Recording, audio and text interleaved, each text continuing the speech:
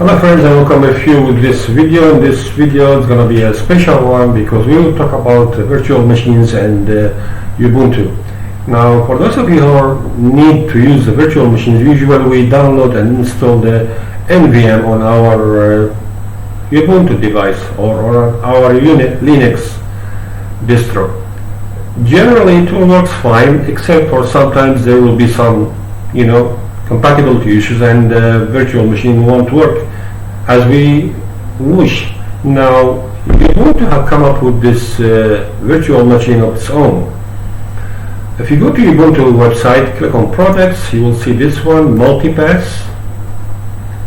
As you can see here, the Ubuntu virtual machine of its own. Now if you click on the install, you'll see it has three types for three operating systems, for the Linux, for the Windows, for the MacOS. And since it's developed by Ubuntu, so we expect there will be no any compatibility issues when it works on any Linux distro, because basically developed by Ubuntu. So how to deal with this? Now we go first, we install it click on any terminal, put this line, click enter, that's it. Multipass is installed. On the top right side corner of your device, you will see an orange icon, something like that, this one. When you open it, you will see open shell. Click on the open shell, and then you will see this shell which will be open.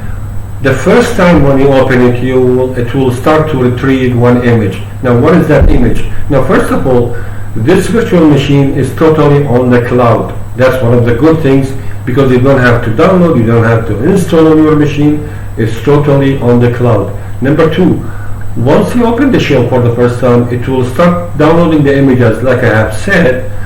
What is that image? The image, it says in here, contains the default current Ubuntu LTS.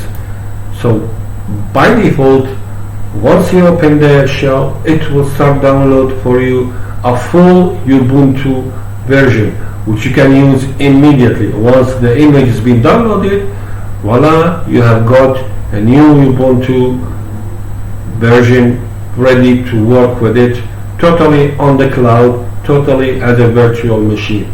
Now how are we going to use it? We will see shortly.